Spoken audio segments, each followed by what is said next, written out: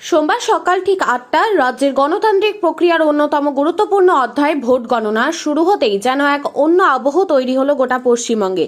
Vote হতেই রাজ্যের বিভিন্ন প্রান্তে যেমন বাড়তে থাকে কৌতূহল উত্তেজনা, তেমনই উত্তর দিনাজপুর জেলার রায়গঞ্জেও সেই একই চিত্র ধরা পড়ে। বিশেষ করে রায়গঞ্জ পলিটেকনিক কলেজ চত্বর ঘিরে সকাল থেকে লক্ষ্য করা যায় টান টান উত্তেজনা, বাড়তি নিরাপত্তা, রাজনৈতিক কর্মীদের ভিড়। সকাল হতেই একে একে বিভিন্ন রাজনৈতিক দলের কাউন্টিং এজেন্টরা নির্দিষ্ট নিয়ম মেনে গণনা কেন্দ্রে পৌঁছতে শুরু করেন। প্রবেশদ্বারের সামনে তৈরি হয় সারিবদ্ধ লাইন, কঠোর নিরাপত্তা বেষ্টনীর মধ্যে দিয়ে তাদের ভেতরে প্রবেশ করানো হয়। কেন্দ্রীয় বাহিনী ও রাজ্য পুলিশের কড়া নজরদারিতে গোটা এলাকা কার্যত ছাউনি হয়ে ওঠে। এরই মাঝে কাউন্টিং এজেন্টদের গলায় শোনা যায় নিজ নিজ দলের স্লোগান, কেউ আশাবাদী পরিবর্তনে, কেউ বা প্রত্যাবর্তনের। নির্বাচন কমিশনের নির্দেশিকা অনুযায়ী নির্দিষ্ট সময় গণনা কেন্দ্রে উপস্থিত হন জেনারেল অবজারভার, কাউন্টিং অবজারভার সহ কমিশনের বিভিন্ন স্তরে আধিকারিকরা। তাদের তত্ত্বাবধানে শুরু হয় ভোট গণনার প্রতিটি ধাপ। ইভিএম খোলা থেকে শুরু করে প্রতিটি রাউন্ডের ফলাফল লিপিবদ্ধ করা সবকিছুই চলে কঠোর নিয়ম মেনে এবং স্বচ্ছতার সঙ্গে। সময়ের সঙ্গে সঙ্গে গণনা কেন্দ্রের বাইরে ভিড় আরও বাড়তে থাকে। বিভিন্ন রাজনৈতিক দলের সমর্থকরা দূর থেকে নজর রাখছেন ফলাফলের গতি প্রকৃতির দিকে। একই সঙ্গে একে একে গণনা কেন্দ্রে পৌঁছতে শুরু করেন বিভিন্ন রাজনৈতিক দলের প্রার্থীরাও। তাদের উপস্থিতিতে আরও বাড়ে উত্তেজনার পারদ। এই প্রেক্ষাপটে আমরা কথা বলেছিলাম রায়গঞ্জ বিধানসভা কেন্দ্রের তৃণমূল কংগ্রেস প্রার্থী কৃষ্ণ কল্যাণীর সঙ্গে। আত্মবিশ্বাসী ভঙ্গিতে তিনি জানান, রাজ্যের মানুষ উন্নয়নের পক্ষে রায় দিয়েছেন এবং জনসমর্থন স্পষ্টভাবে তৃণমূল কংগ্রেসের দিকেই রয়েছে। তার কথায় মানুষ আমাদের কাজে মূল্যায়ন করেছেন, আমরা জয়ের ব্যাপারে সম্পূর্ণ আশাবাদী। অন্যদিকে বিজেপির পক্ষ থেকেও শোনা যায় জয়ের দাবি।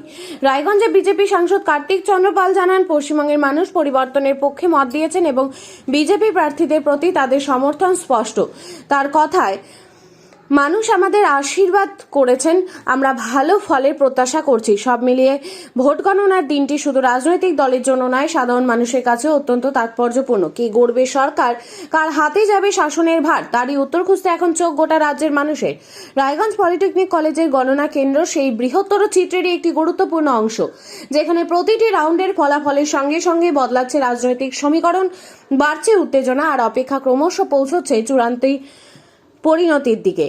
কিছু সময় পরে গণনা শুরু হবে, কি প্রত্যাশা রাখছেন?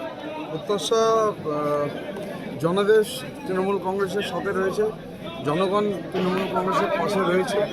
এবার আমরা 200-র বেশি সিট নিয়ে চতুর্থবারের জন্য মাননীয় মমতা বন্দ্যোপাধ্যায় মুখ্যমন্ত্রী হতে চলেছেন।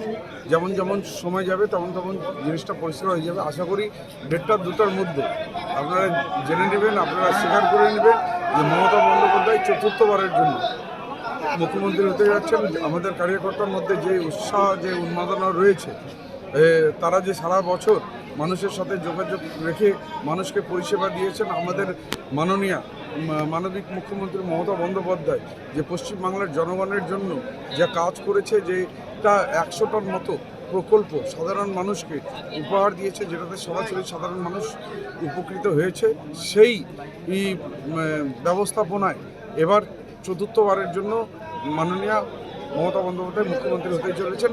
100টা সেঞ্চুরি করেছি। আগামী 5 বছরে আরও আমাদের জননেত্রী 50টা প্রকল্প সাধারণ জনগণকে উপহার করছেন। অবশ্যই আমাদের প্রত্যাশা শুধু না, সাধারণ মানুষের আশীর্বাদ আজকে ভারতীয় জনতা পার্টির সমস্ত ক্যান্ডিডেটদের উপরে পড়বে এবং অলরেডি পশ্চিমবঙ্গের মানুষ সেই আশীর্বাদ দিয়ে দিয়েছেন। এখন ইভিএম খুললেই সেই আশীর্বাদ। বলছি, আপনি যে জিজ্ঞাসা করলেন, দেখলাম যে ঢুকতে দিচ্ছে কিনা, কথা বললেন আপনাদের এজেন্টদের সাথে। ঢুকতে দেওয়া না, সবার সাথে আমি শুভেচ্ছা বিনিময় করলাম। সব ক্যান্ডিডেটরা আমাদের যাচ্ছে, এতদিন লড়াই করেছে, সেই লড়াইয়ের আজকে আমাদের ফলাফল প্রকাশ। আমাদের কার্যকর্তারা দেখেছেন, মাতৃশক্তি শুরু করে যুব সমাজ সবাই এসছে, সবাই খুব উৎসাহ নিয়ে কাউন্টিংয়ে যাচ্ছে। এখানে তো প্রতিবারই গণনা হয়, সেখানে দাঁড়িয়ে এইবারে ব্যবস্থাপনাটা আপনি কীভাবে দেখছেন? না, অবশ্যই খুব ভালো ব্যবস্থাপনা রয়েছে। বিশেষ করে শুরু থেকেই ইলেকশনকে কেন্দ্র করে ইসিআর যে ভূমিকা, সেই ভূমিকা আমরা সন্তুষ্ট। গণনা নিয়ে এই ভোট শেষ হওয়ার পর থেকে গণনা নিয়ে নানান রকম টালবাহানা হয়েছে, নানান রকম অভিযোগ করা হয়েছে তৃণমূলের তরফ থেকে। এখনো পর্যন্ত আমাদের রায়গঞ্জ নিয়ে কী অবস্থান? ওটা ভয় ঘটনা হচ্ছে। দেখুন, আমাদের কোনো অভিযোগ নেই।